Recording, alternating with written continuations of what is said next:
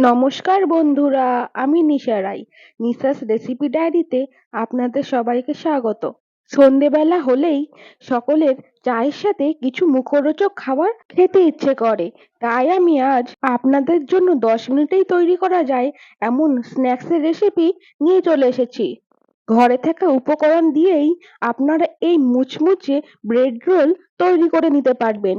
তবে আর দেরি না করে চলুন তবে দেখে নেওয়া যাক কিভাবে এই ব্রেড রোল তৈরি করতে হয়। ব্রেড রোল তৈরি করার জন্য প্রথমেই এইরকম স্লাইস ব্রেড নিয়ে নিতে হবে। এইরকম স্লাইস ব্রেড আপনারা যে কোনো সুপার শপেই পেয়ে যাবেন। এবার প্রতিটা ব্রেডের চারিপাশে যে ব্রাউন কালারের অংশটা থাকে সেটা একটা ছুরির সাহায্যে ভালো করে কেটে নেব। আপনাদের প্রতিটা ব্রেডের চারিপাশে ব্রাউন কালারের অংশটা কেটে নিতে হবে। তবে এইগুলো ফেলে দেবেন না, সেগুলো এই রেসিপিতে কাজে লাগবে, কিন্তু কিভাবে এই রেসিপিতে কাজে লাগবে সেটা একটু পরে বলছি। ব্রেডের চারিপাশটা ভালো করে কেটে নিয়েছি। এবার বাকি যেই ব্রেডগুলো রয়েছে সেইগুলোরও চারিপাশ ভালো করে কেটে নেব। এই রেসিপিটা বানানো খুবই সহজ, কিন্তু আপনাদের প্রতিটা স্টেপ ভালো করে ফলো করতে হবে। এবারে কেটে নেওয়া ব্রাউন অংশগুলো শুকনো খোলায় 1 থেকে 2 মিনিটের মতো নেড়েচেড়ে একটু গরম করে নেবেন। অবশ্যই সেই পর্যায়ে গ্যাসের ফ্লেম লো টু মিডিয়াম রাখতে হবে। 1 মিনিটের মতো গরম করার পর আপনারা মিক্সচারে ব্লেন্ড করে নেবেন। এবার কেটে নেওয়া ব্রেডগুলোকে এইভাবে বেলন চাক্কির সাহায্যে ভালো করে চেপে চেপে একটু পাতলা করে নেব। যতটা সম্ভব প্রেস করে পাতলা করে বেলে নেওয়ার চেষ্টা করবেন। এই ব্রেডের অংশগুলো পাতলা করে বেলে না নিলে পরে ফোল্ড করতে অসুবিধা হবে। একইভাবে আমি সমস্ত ব্রেডগুলোকে পাতলা করে বেলে নেব।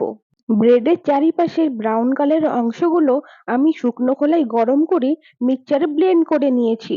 কতটা ঝরঝরে তৈরি হয়েছে দেখে নিন একবার। এবার ব্রেড রোলের ভেতরের স্টাফিং তৈরি করার জন্য আগে থেকেই আমি দুটো আলু সেদ্ধ করে নিয়েছি। আজ আমি শুধুই আলুর পুর ব্যবহার করব। আপনারা চাইলে অন্য কোনো ভেজিটেবলও ব্যবহার করতে পারেন।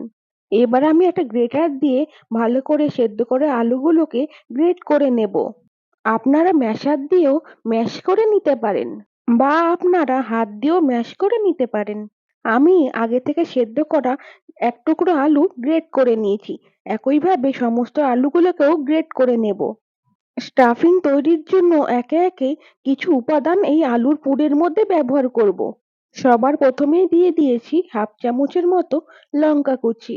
তারপর এখানে 1 চামচের মতো চপ করা গ্রিন অরিগ্যানো ব্যবহার করেছি। আপনারা এখানে ধনেপাতারও ব্যবহার করতে পারেন।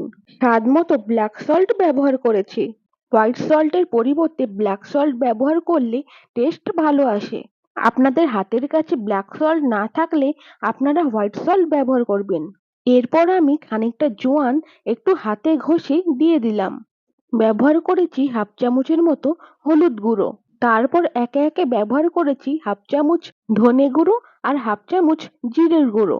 এবারে হাফ চামচের মতো লাল লঙ্কার গুঁড়োর ব্যবহার করেছি। আপনারা অবশ্যই আপনাদের পছন্দ অনুযায়ী ঝালের ব্যবহার করবেন। চাইলে আপনারা লাল লঙ্কার গুঁড়ো স্কিপ করতে পারেন। এবার চটপটি একটা ফ্লেভার দেওয়ার জন্য হাফ চামচের মতো চাট মশলা ব্যবহার করেছি।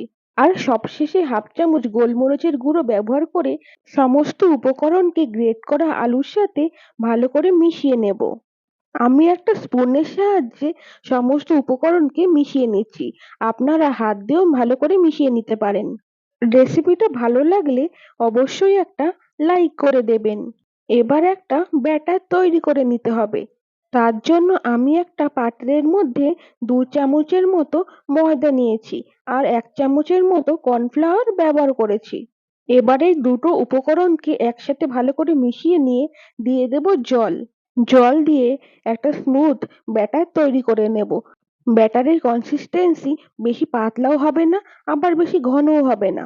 ঠিক এইরকম ধরনের একটা ব্যাটার তৈরি করে নিতে হবে। ব্যাটার তৈরি হয়ে গেছে। চলুন এবার এই রেসিপির পরবর্তী পর্যায়ে যাওয়া যাক। এবার আগে থেকে যে ব্রেডগুলোকে পাতলা করে বেলে রেখেছিলাম তার এক পাশে আলু স্টাফিংকে এইভাবে লম্বালম্বি করে দিয়ে রোল করে নিতে হবে। আপনাদের সুবিধার জন্য আমি আরেকটা তৈরি করে দেখাচ্ছি। প্রথমে আলু স্টাফিংকে খানিকটা লম্বা করে গড়ে নিতে হবে। তারপর আলুর স্টাফিংকে ব্রেডের একপাশে দিয়ে ভালো করে রোল করে নিতে হবে। আলুর পুর দিয়ে রোল করে নেওয়া ব্রেডকে আগের থেকে যে ময়দা আর কর্নফ্লোরের ব্যাটার বানিয়ে রেখেছিলাম সেই ব্যাটারের মধ্যে দিয়ে দেব। তারপর চারিপাশটা একটু ঘুরিয়ে ঘুরিয়ে ভালো করে ময়দার ব্যাটারটার মধ্যে কোট করে নেব। বেশি সময় নিয়ে এই ব্যাটারের মধ্যে কোট করবেন না, তাহলে ব্রেড একেবারে নরম হয়ে যাবে। এরপর আগে থেকে যে ব্রেড ক্রামস বানিয়ে রেখেছিলাম সেই ব্রেড ক্রামসের মধ্যে ভালো করে কোট করে নিলাম। আপনাদের সুবিধার জন্য আমি আপনাদের আরেকটা তৈরি করে দেখাচ্ছি। ময়দার ব্যাটারের মধ্যে ব্রেড রোলকে 1 থেকে 2 সেকেন্ডের জন্যই শুধুমাত্র কোট করবেন।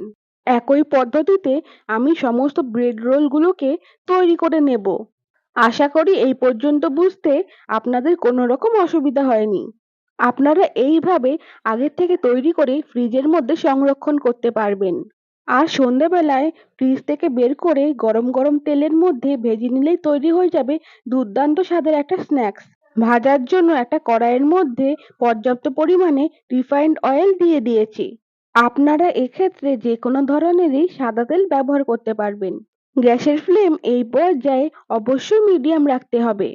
এবার উল্টে পাল্টে ব্রেড রোলগুলোর গায়ে সুন্দর একটা বাদামি কালার চলে আসলে তখন তেল থেকে তুলে নেব। সম্পূর্ণ রেসিপি দেখার পর আপনাদের কেমন লাগলো অবশ্যই আমাকে কমেন্ট করে জানাতে ভুলবেন না। আর আমার চ্যানেলে নতুন বন্ধুদের অবশ্যই চ্যানেলটাকে সাবস্ক্রাইব করে পাশের বেল আইকনটা অন করে রাখার অনুরোধ রইল, যাতে আমি যখনই কোনো রেসিপি আপলোড করব তা সবার আগে পৌঁছে যাবে আপনাদের কাছে। ঠিক এইরকম একটা সুন্দর কালার চলে আসলে ব্রেড রোলগুলোকে গরম তেল থেকে তুলে নিতে হবে। আমি একইভাবে বাকি ব্রেড রোলগুলোকেও ভেজে নেব। সন্ধ্যাবেলা চায়ের সাথে এইরকম মুচমুচে একটা স্ন্যাক্স রেসিপি হলে একেবারে চায়ের আসরটাই জমে যাবে। আর এই রেসিপিটা বাচ্চা থেকে বুড়ো সকলেরই ভীষণ প্রিয়। আজকে এই পর্যন্ত, দেখা হচ্ছে পরবর্তী কোনো রেসিপিতে। ততক্ষণের জন্য সকলে ভালো থাকবেন, সুস্থ থাকবেন। ধন্যবাদ।